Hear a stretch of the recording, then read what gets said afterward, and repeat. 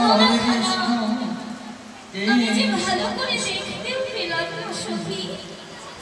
বল না, বল না, তুই কি পারবি আমার পরার বন্ধুর সঙ্গে দেখা করবার একটি উপায় বের করে দিতে? বলি তো তোরা দেখা করবার লাগে।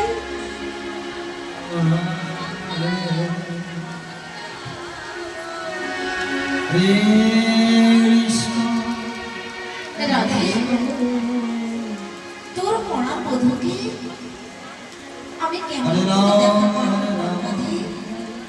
তুই একটি কাজ কর, তোর যখন পড়া এতই ইচ্ছা এতই বাসনা, তাহলে জানা ওই তো পরে আমাকে শুনবো, তাহলে নিশ্চয়ই তোমার বাসনা।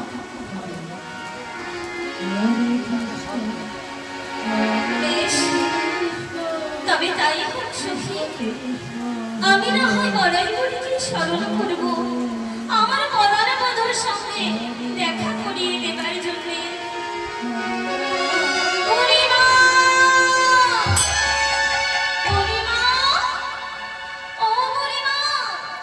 কোথায় তুমি? একটিবার দেখা দাও যোগমায়া যোগেশ্বরী, একটিবার দেখা দাও।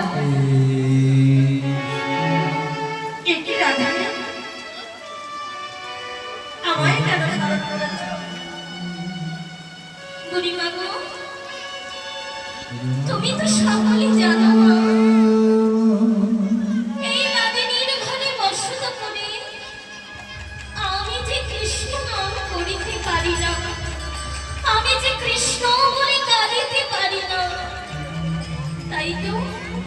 তাই তো ওই রন্ধনশালায় আমি উনানের মাঝে ভেজা কষ্ট দিয়ে হা গোবিন্দ প্রাণ গোবিন্দ বলে কেঁদে উঠি বুড়িমা। মাগো, তুমি জানো বুড়িমা, এই বাদিনীর ঘরে বসত করে আমার যে অনেক কিছু মানা বুড়িমা। কি কি মানা রাখে জানো বুড়িমা? আমার শাশুড়ি ননদিনী আমায় কৃষ্ণ নাম করিতে দেয় না, কৃষ্ণ কথা শুনিতে দেয় না, কৃষ্ণ বলে কাঁদিতে দেয় না।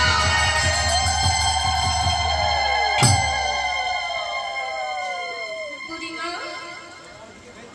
বলো না, বলো না, তুমি কি পারবে, তুমি কি পারবে আমার পরার বধূর সঙ্গে একটিবার আমার দেখা করিয়ে দিতে? আমি কথা দিতে পারছি না, কিন্তু চেষ্টা করতে পারি। বেশ, তবে তাই করো বুড়িমা, আমার যেন পরার বধূর সঙ্গে আমার একটিবার দেখা হয়। শোন রাধা, তুই শীঘ্র করে অসুরা সাজিয়ে আমার সঙ্গে মথুরার বাজারে যা। কিন্তু বুড়িমা, আমার শাশুড়ি ননদিনী আমায় যে ঘরের বাইরে হতে দেয় না, তাই আমি যেতে পারি, কিন্তু একটি শর্তে। তুমি আমার শাশুড়ি ননদিনীর কাছ থেকে অনুমতি নিয়ে এসো, তবে আমি তোমার সঙ্গে যাব মা।